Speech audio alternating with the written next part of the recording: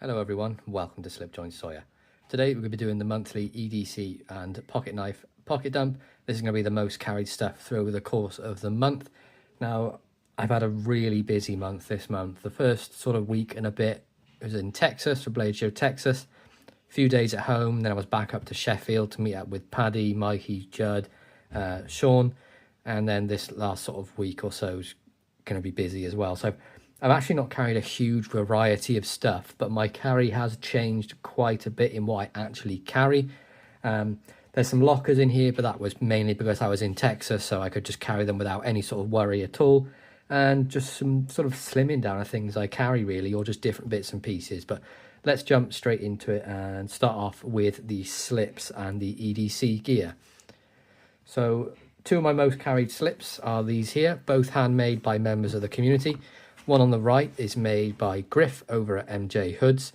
This is a deep, dark, sort of brown, sort of like a pinch slip. By that I mean you push like this and it opens, and he put a elastic pen slot on the side for me, and this really nice Celtic stamp on the front.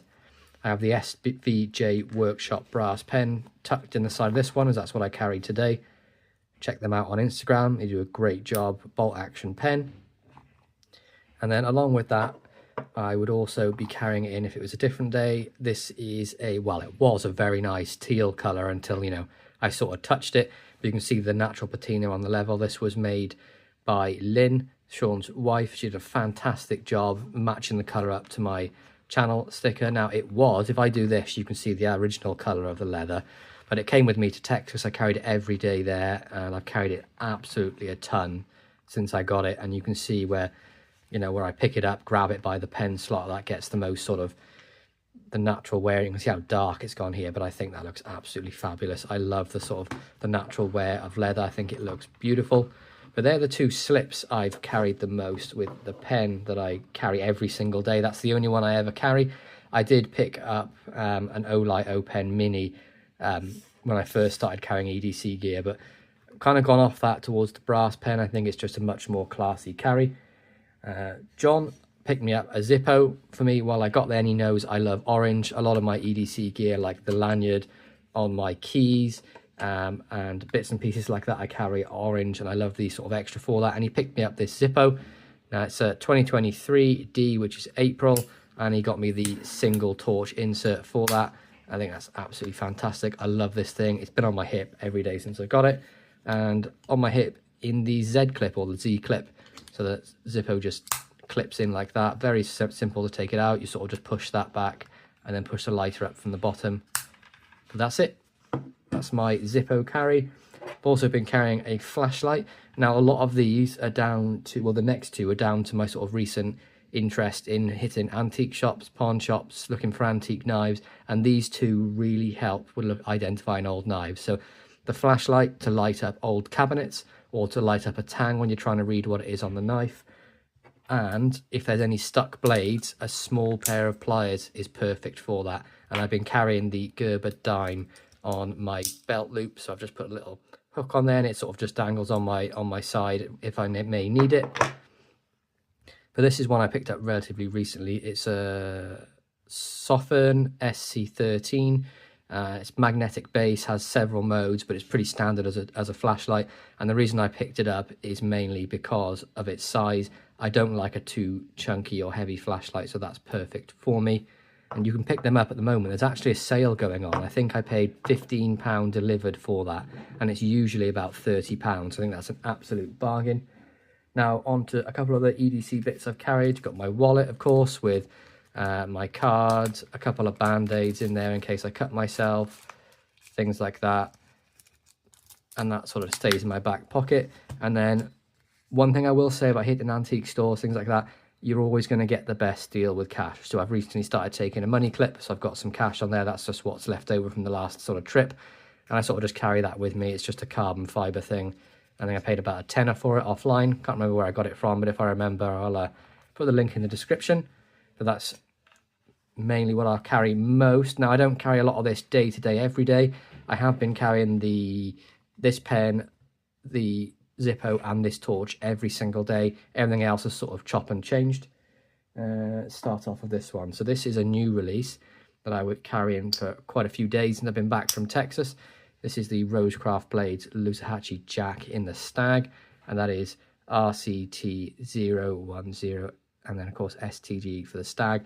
Nice chunky even stag, great pocket knife, D2 steel, superb action on this as well, really audible, great pull, and the steel takes a wicked edge and it holds that edge for a hell of a long time.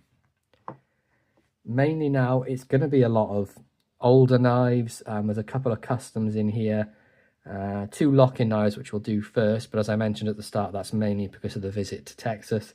I carried a buck 112 or 422 on my hip every single day, but we'll look at the 422 first. So which is the buck light. This of course is in the green plastic handles. I did put a thumb stud on here to make it easier to open, but this is a pre-date code, so you can see there's no dots or anything like that. It just says buck 422 USA. Finger groove. Now this is in the 425 steel, I believe, and it's absolutely phenomenal. I love this one. It's one of my favorite pickups, I think, from the entire trip to Texas. Just a beautiful knife, made flawlessly. Blade takes a razor sharp edge, and for the age of this knife, the blade is all there. It doesn't look like there's been any sort of major wear on it at all. Look at that beautiful swooping clip blade. Love this thing. And of course that is the just peened with the sort of the washers there. Very basic, but absolutely beautiful construction of that. And this here as well, I've carried a lot when I was in Texas, and I've actually carried it quite a bit since I've been home. This is my custom 112 Magna Cut blade, nickel silver bolsters with walnut covers, and that's the finger groove as well. And I did put the thumb stud on there as well for one hand opening. Now this Magna Cut with the Paul Boss heat treat is fantastic. I've cut everything with this, used it hard use when I was doing some work the other day, and it is still like an absolute scalpel. If any of you get an opportunity to pick up a Magna Cut knife from Buck, from their custom shop, or even a stealth drop, anything like that, I strongly recommend you pick one up. They do a fantastic heat treat on this, and this finger groove makes this knife honestly nigh unbeatable for a lock-in knife. It's without a doubt, this is my favourite lock-in knife, is the Buck 112. I was very close before with the non-finger groove standard model, but with the upgraded steel and the finger grooves, for me, there's nothing better than this. This is the perfect lock-in knife for me. Just such a shame that it's not a legal carry here in the UK because of the lock, but I wish they would bring it back under a certain length. I'd love to carry that every day.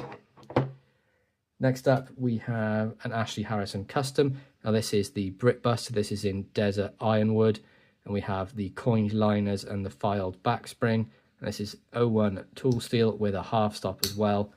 Absolutely phenomenal knife. This thing is beautiful. Look at the 01 tool steel. It takes a wicked patina with use. That's what this all is at the top here. Coined all the way down, and that desert ironwood, isn't that some of the most beautiful wood you've ever seen?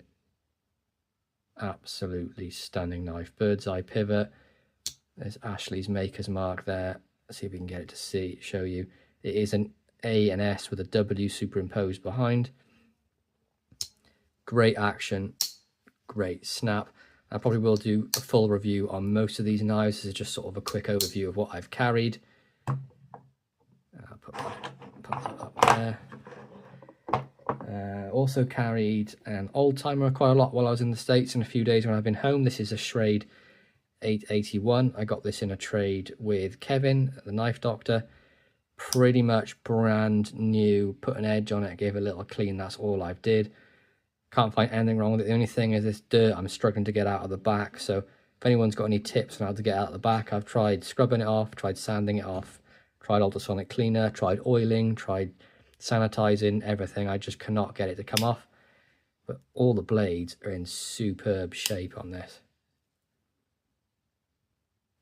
That's the Shrade 881. Pretty much exactly the same as the old timer 80T, just with this sort of slight different finish to it. And of course you got the ivory Delrin covers. Big fan of that one as well. This is one that actually came with me to Texas as the only knife I took with me. Now this is an old Sheffield jackknife, and this was by CJ Johnson. Now, I've no idea the age of this, but it's steel liners, so it could be sort of wartime, so we're looking at 40s, 50s, or it could be a little bit earlier or later. I mean, it's so hard to tell. I'll need to look up the history of the company and see if I can sort of pin it down to sort of a time period. But this thing is in fantastic condition. Like, that entire blade is all still there. It's carbon steel, takes a wicked edge. It's a better look at that tang stamp there. It's obviously their maker's mark, or their sign is the flag with CJ on it. You can see Johnson, Sheffield, England.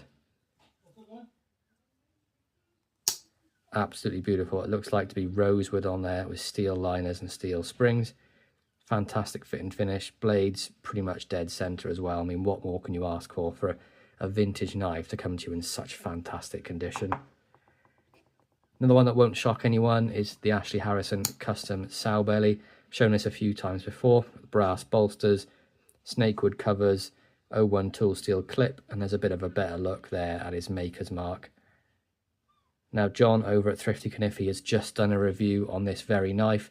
So if you want to see a bit more into it and the specs, go and check out his video. I'll link it below in the description. It's a beautiful knife, and he's done a fantastic job of reviewing it.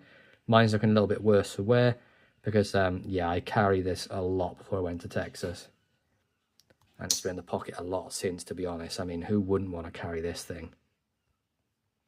And then finally, what I've been carrying today and the last couple of days is an old-timer, a Shrade Barlow, I should say, with the worked bolsters. We've got this Delrin jig to look like wood, brass pins, and then 2 carbon steel blades.